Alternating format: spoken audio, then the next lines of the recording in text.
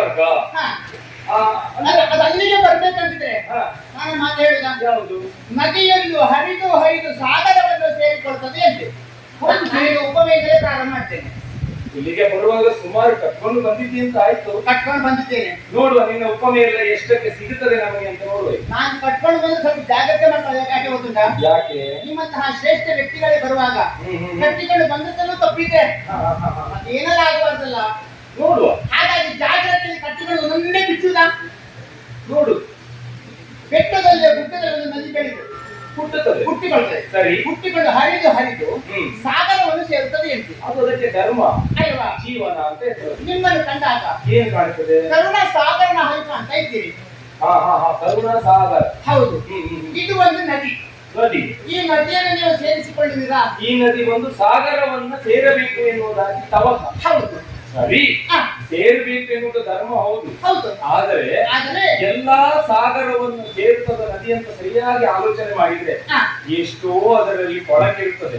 ಆ ಕೊಳಕೆನೆಲ್ಲ ಹೊರಗೆ ಬಿಸಾಕಿಯೇ ಆ ನದಿಯನ್ನು ಸೇರಿಸಿಕೊಳ್ಳುವುದು ಸಾಗರ. ನಾವು ಕೊಳಕನ್ನೆಲ್ಲ ಒಳಗೆ ಸೇರಿಸಿಕೊಳ್ಳುವವರಲ್ಲ. ಬೇಡವಾ? ಹಾಗಾದ್ರೆ ಎಲ್ಲಾ ಸಮಯದಲ್ಲಿ ಸಾಗರ ನದಿಯನ್ನು ಸೇರಿಸಿಕೊಳ್ಳುವುದಿಲ್ಲ. ಇತರ ಸಂದರ್ಭದಲ್ಲಿ ಮಾತ್ರ ಸೇರಿಸಿಕೊಳ್ಳುವುದು ಬಿಟ್ರೆ ಈಗ ನನಗೆ ಒಬ್ಬರ ಸಮಯ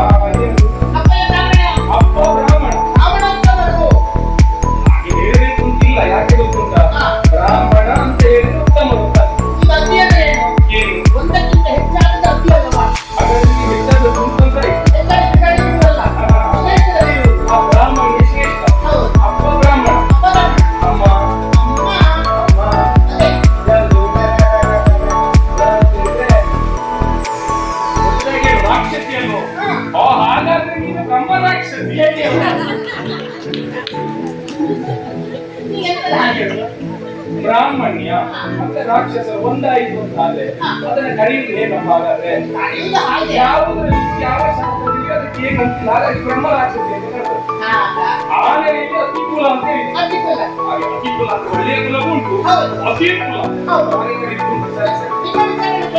ಏನ್ ಕೇಳ್ತೀನಿ? ಕ್ಷತ್ರಿಯರೆಲ್ಲ ಪೃಥ್ವಿ ಪಾಲಕರು.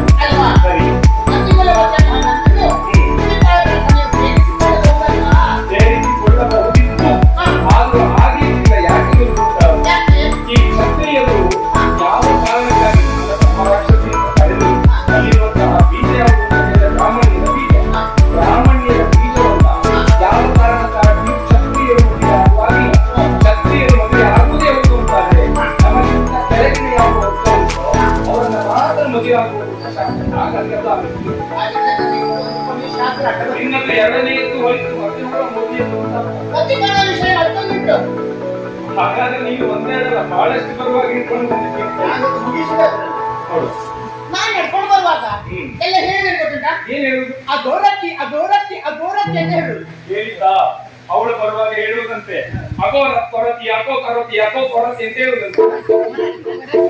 ಎಂತದು ಕೇಳ್ತ? ನೀನು ಹೇಳಿದ್ದ ಹಾಗೆ ಕೇಳಿದ್ದು ನನಗೆ. ಅಯ್ಯೋ ಅದು ಅಕ್ಕೋ ರತಿ ಬಿಡಿಸಿ ಹೇಳಿದ್ರೆ ಆಗಲ್ವಾ? ನನಗೆ ಸೇರುವ ಅವಸರದಲ್ಲಿ ಅಕ್ಕೋ ಅನ್ನೋದು ಯಾವ ಸಂದರ್ಭದಲ್ಲಿ ಅವಸರ ಹಾಗಂತ ಹೇಳಿ ರತಿದೇವಿ ಗೆಳೆನಾಡು. ರತಿದೇವಿಯ ಗೆಳೆ. ಸರಿ ಸರಿ ಸರಿ ನೋಡ್ತಾ ಇದ್ದೇನೆ. ಸಾಕ್ಷಾತ್ ಮನ್ಮಥ. ಸರಿ. ರತಿದೇವಿ ಗೆಳೆಯಾದ ನನ್ನನ್ನು ಈ ಮನ್ಮಥ ಸೇರಿಸಿಕೊಳ್ಳಲು ಹೋದಲ್ಲ. ಬರುವಾಗ ನೀವು ಬಹಳಷ್ಟು ಆದ್ರೆ ಒಳ್ಳೆ ಅಲ್ಲದೆ ರತಿಗೆ ಎಣೆಯಾದವರಿಗೆ ಮನ್ಮಥನಿಗೆ ಎಣೆಯಾದವರು ಬಿಟ್ಟರೆ ಮನ್ಮಥನಿಗೆ ಸಾಕ್ಷಾತ್ ರತಿಯೇ ಬೇಕಾಗುವುದು.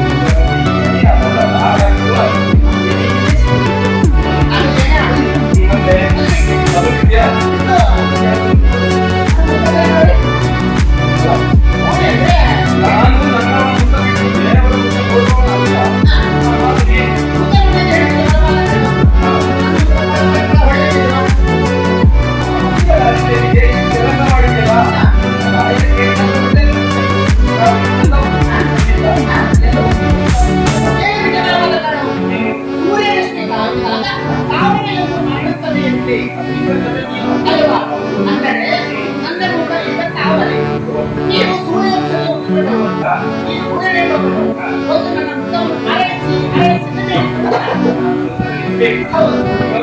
ಎಲ್ಲಿಯಾದರೂ ತಾವರೆಯೇ ಸೂರ್ಯನ ಹತ್ತಿರದಲ್ಲಿ ನನ್ನನ್ನು ಅರಳಿಸು ಅರಳಿಸು ಅರಳಿಸು ಹಾಗೆ ಹೋದದ್ದೇ ಹೌದಾದ